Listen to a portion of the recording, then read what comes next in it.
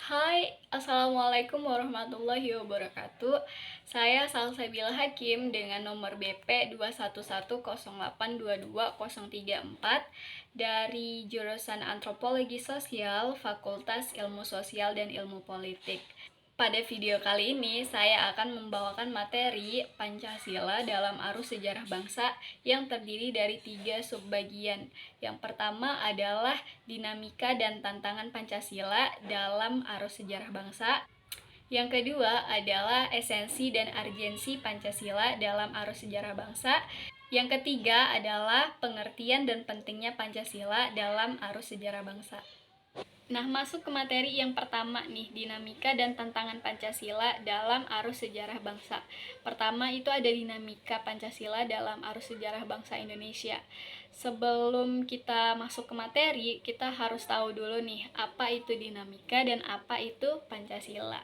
Dinamika adalah suatu keadaan yang mana yang mempunyai kekuatan tertentu bisa berubah-ubah sesuai dengan kondisi dan keadaan pada saat itu. Sedangkan Pancasila, seperti yang sama-sama kita ketahui bahwa Pancasila adalah dasar negara Indonesia dan ideologi bangsa Indonesia, yang mana dengan adanya Pancasila ini menjadikan bangsa Indonesia yang berbeda-beda suku, agama, ras, budaya menjadi bersatu dan menjadi satu kesatuan yang sangat utuh berkat adanya Pancasila. Jadi, di sini kita akan membahas Pancasila dalam sejarah bangsa Indonesia.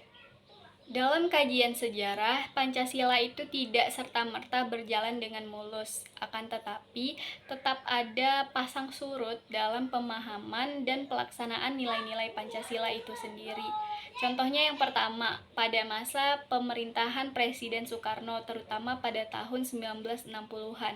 Pada saat itu, Nasakom lebih populer daripada Pancasila, karena pada saat itu Soekarno yang mencetuskan konsep politik yang merupakan ciri khas dari demokrasi terpimpin. Nasionalisme, agama, dan komunis ini disingkat menjadi Nasakom. Jadi tidak heran, Nasakom lebih populer daripada Pancasila pada saat Soekarno masih menjabat sebagai Presiden Republik Indonesia dan pemimpin bangsa Indonesia. Jadi karena Soekarno yang menjabat dan dia juga yang mencetuskan Nasakom, makanya Nasakom ini lebih populer pada saat Presiden Soekarno menjabat pada saat itu. Yang kedua, pada masa Presiden Soeharto. Pancasila pada saat itu dijadikan sebagai alat pembenaran melalui penataran P4. Nah, apa sih itu P4 gitu ya? P4 adalah pedoman, penghayatan, dan pengamalan Pancasila yang merupakan suatu pedoman dalam pengamalan dan mengamalkan Pancasila dalam kehidupan bernegara. Pada masa Orde Baru, yang mana pasca turunnya Presiden Soeharto, pada masa itu Presiden Soeharto itu diidentik dengan nama P4.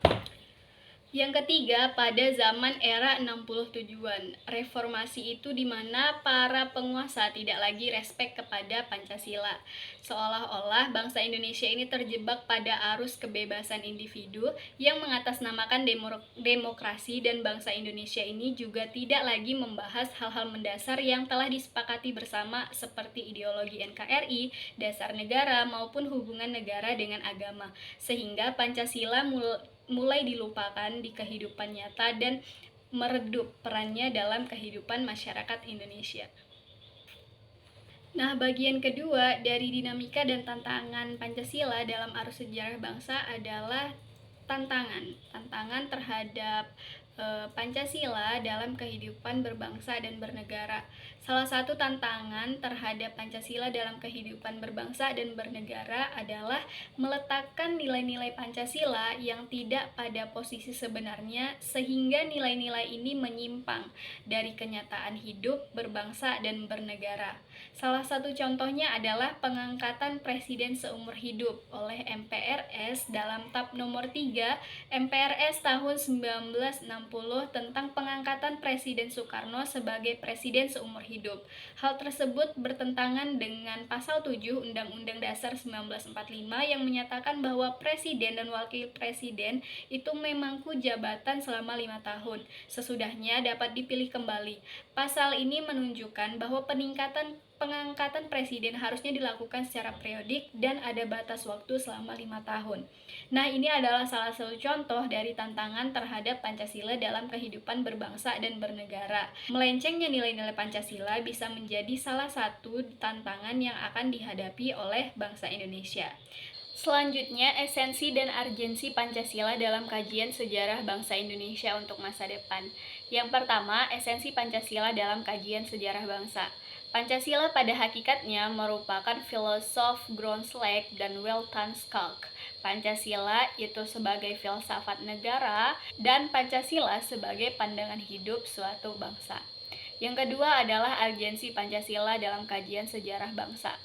Hasil survei yang dilakukan oleh Kompas yang dirilis pada 1 Juni 2008 menunjukkan bahwa pengetahuan masyarakat tentang Pancasila merosot secara tajam, yaitu 48,4% responden berusia 17-29 tahun tidak mengerti dan menyebutkan Pancasila secara tidak benar dan tidak lengkap.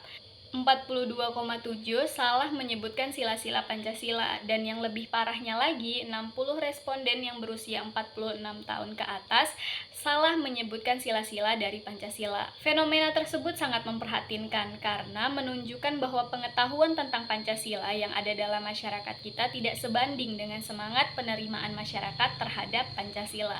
Selain data tersebut, pentingnya Pancasila dalam sejarah bangsa Indonesia dikarenakan hal-hal berikut nih. Yang pertama, pengidentikan Pancasila dengan ideologi lain. Yang kedua, penyalahgunaan Pancasila sebagai alat justifikasi kekuasaan rezim tertentu. Yang ketiga, melemahnya pemahaman dan pelaksanaan nilai Pancasila dalam kehidupan berbangsa dan bernegara.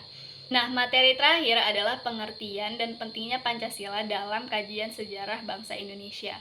Pengertian Pancasila dalam sejarah Indonesia menunjukkan hal-hal sebagai berikut nih. Yang pertama, Pancasila merupakan produk otentik pendiri negara Indonesia, the Founding Fathers. Yang kedua, nilai-nilai Pancasila bersumber dan digali dari agama, kebudayaan, dan adat istiadat nilai di Indonesia. Nah, yang terakhir, Pancasila merupakan pandangan hidup bangsa dan dasar filsafat kenegaraan. Nah, pentingnya Pancasila dalam sejarah bangsa Indonesia menunjukkan hal-hal berikut juga nih. Yang pertama, betapapun lemahnya pemerintah suatu rezim, tetap Pancasila akan bertahan dalam kehidupan berbangsa dan bernegara. Yang kedua, betapapun usaha untuk menggantikan Pancasila sebagai ideologi bangsa, tetap terbukti bahwa Pancasila merupakan pilihan yang terbaik bagi bangsa Indonesia, jadi tidak akan bisa diganti. Dan yang terakhir, Pancasila merupakan nilai terbaik bagi bangsa Indonesia karena bersumber dan digali dari nilai-nilai agama, kebudayaan, adat istiadat yang hidup dan berkembang di bumi Indonesia. Saya Salsabila Hakim, terima kasih dan wassalamualaikum warahmatullahi wabarakatuh. Dah.